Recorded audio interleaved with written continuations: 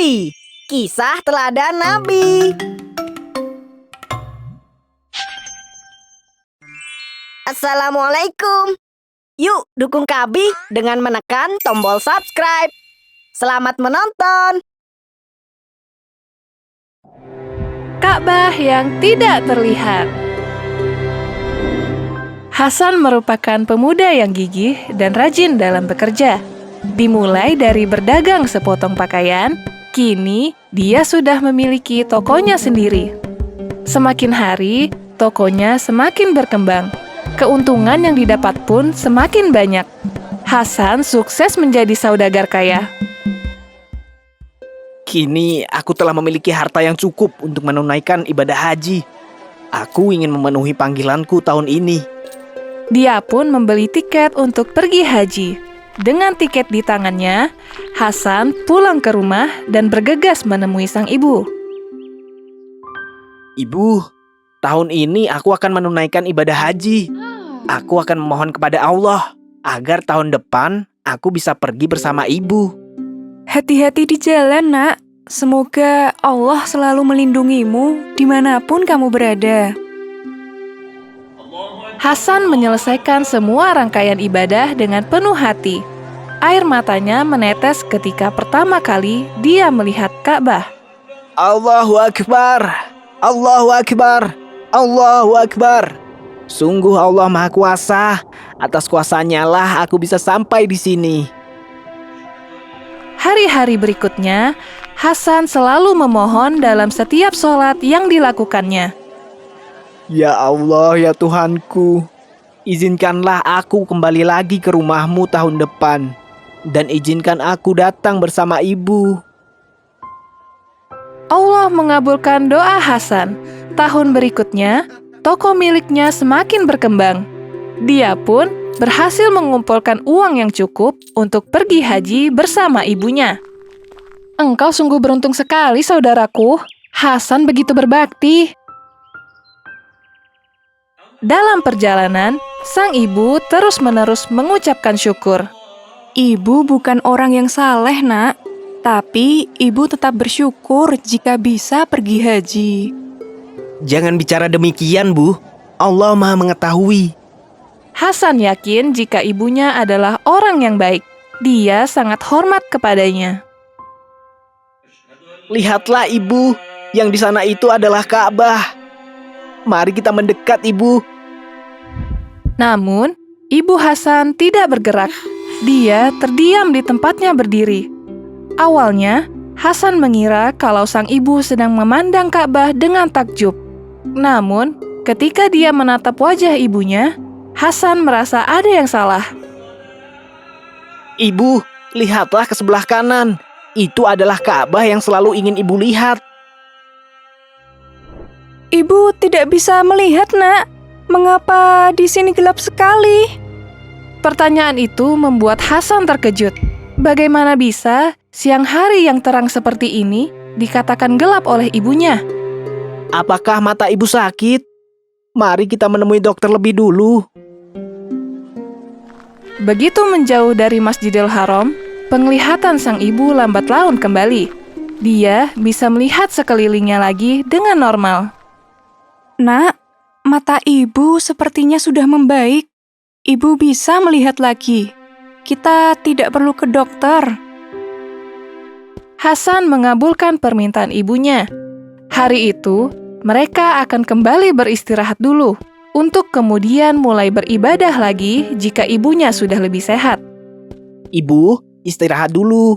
Aku akan mengambilkan ibu makanan dan minuman. Namun, kondisi mata ibunya kembali memburuk ketika mereka memasuki Masjidil Haram lagi. Ya Allah, mengapa mataku tidak bisa melihat lagi? Semuanya terasa begitu gelap. Nak, antarkan ibu kembali. Apakah ibu merasa pusing? Jika tidak, maka aku akan memapah ibu. Kita akan menyelesaikan ibadah ini, Bu. Aku tidak akan membiarkan ibu terpisah. Begitulah, Hasan membimbing ibunya untuk melaksanakan tawaf serta sa'i. Tahun berikutnya, Hasan mengajak ibunya pergi berhaji lagi. Ibu kan tahun lalu sakit dan tidak bisa melihat Ka'bah. Maka tahun ini kita akan pergi lagi, Bu. Baiklah, Nak. Mari kita pergi lagi. Tahun ini pun, sang ibu tidak berhasil melihat Ka'bah. Matanya selalu kambuh ketika dia memasuki Masjidil Haram. Kali ini, sang ibu tidak mau menyerah.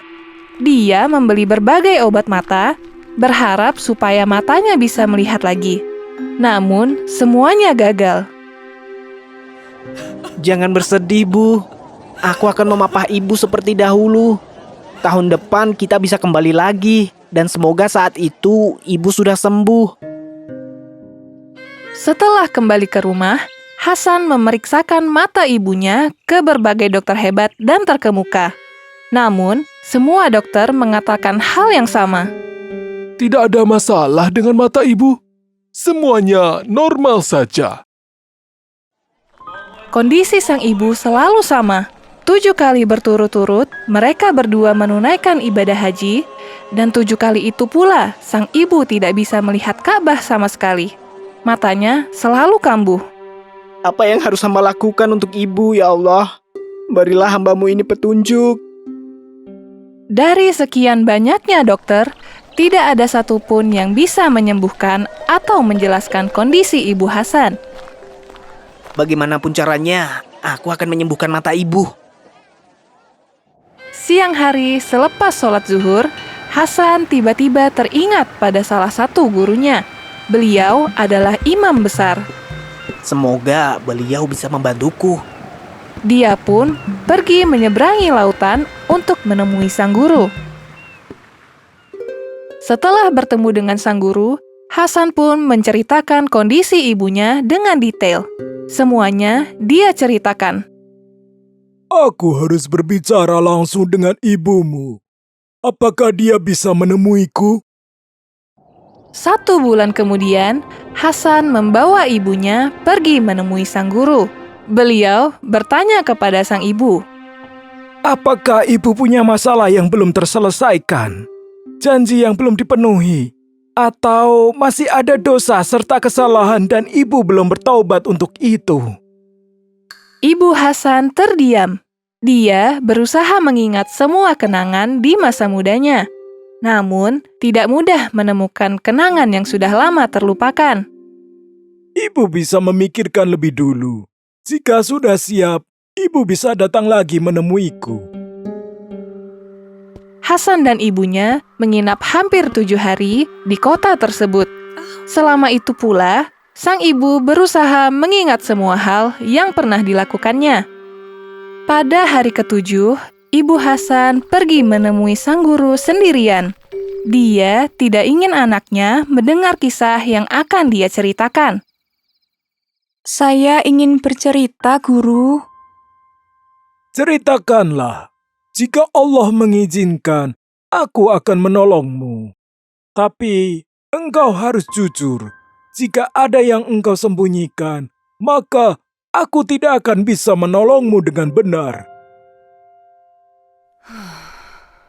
Dulu semasa muda, aku pernah bekerja sebagai perawat khusus bayi di sebuah rumah sakit. Oh, itu bagus. Perawat adalah pekerjaan mulia. Aku yang saat itu masih muda, begitu terpaku pada harta.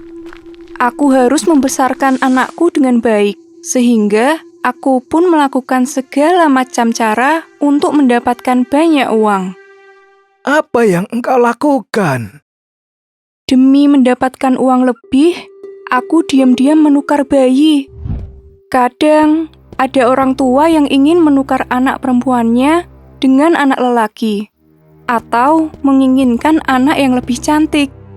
Aku bisa menukar bayi-bayi itu asalkan mendapatkan uang yang banyak.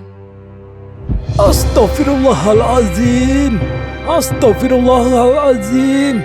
Astaghfirullahalazim. Sang guru beristighfar setelah mendengar pengakuan dari sang ibu. Bagaimana bisa seorang perawat yang seharusnya berhati lembut dan penuh kasih sayang melakukan perbuatan dosa seperti itu? Apakah ini sudah semuanya? Ada satu lagi, Guru. Kadang aku juga bersekutu dengan para penyihir. Mereka yang ingin mengirimkan santet kepada orang lain sering menitipkan benda-benda santet kepadaku untuk dikubur di tanah. Lantas, engkau menguburkannya? Tidak, Guru.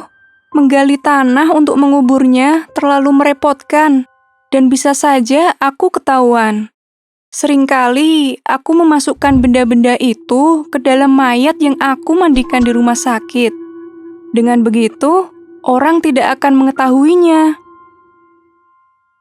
Bagaimana bisa engkau melakukan semua itu? Dengan menukar bayi, sang ibu telah mengacaukan kehidupan banyak keluarga. Takdir dan jalan hidup anak-anak itu jadi tidak diketahui lagi. Apalagi untuk bayi perempuan. Hal ini berkaitan dengan para muhrimnya. Siapa yang bisa menjadi wali ketika dia menikah, dan siapa saja orang-orang yang tidak boleh dinikahinya. Bagaimana bisa engkau bertanggung jawab atas semua itu? Sedangkan untuk semua jenazah yang engkau beri benda-benda sihir, apakah engkau tidak tahu bahwa semua manusia harus kembali dalam keadaan suci? Ibu Hasan menunduk malu. Dulu, dia tidak pernah memikirkan akibatnya bisa sebesar itu. Aku minta maaf. Semua ini di luar kemampuanku. Bertobatlah kepada Allah sebelum semuanya terlambat. Semoga Allah mengampuni dosa-dosamu. Sang ibu tidak bisa berkata apapun lagi. Dia pun pergi dari rumah sang guru. Selang beberapa tahun, Ibu Hasan meninggal dunia. Keanehan terus-menerus terjadi. Lubang kubur yang telah digali menutup kembali. Kejadian itu begitu cepat dan terulang berkali-kali. Hingga malam tiba, jenazah belum bisa dikuburkan. Satu persatu pelayat pun mulai pulang ke rumah masing-masing. Apa yang harus aku lakukan sekarang, ya Allah? Tiba-tiba saja, datang seorang lelaki bertudung hitam. Aku akan mengurus jenazah ibumu. Sekarang, pergilah dan jangan menengok ke belakang. Hasan bersyukur ada yang bersedia menolongnya. Namun, hati kecilnya merasa penasaran. Apa yang akan diperbuat lelaki itu terhadap jenazah ibunya? Hasan menoleh ke belakang. Saat itulah, dia melihat api yang membakar jenazah ibunya, dan api itu melecut hingga mengenai wajahnya. Sejak saat itu, separuh wajah Hasan mengalami luka bakar yang terus-menerus terasa sakit. Suatu hari, Hasan menemui gurunya dan bercerita tentang semua yang terjadi, termasuk hukuman dari Allah untuk ibunya. Berdoalah, engkau adalah anak yang berbakti. Suatu saat nanti, Allah pasti menyembuhkan lukamu. Hasan terus-menerus berdoa dan bertaubat, Allahu baik Akbar. untuk dirinya ataupun untuk ibunya. Dan suatu hari, luka bakar di wajah Hasan pun sembuh. Allah selalu memberikan balasan yang setimpal. Kita akan menerima hukuman seberat dosa yang telah kita perbuat.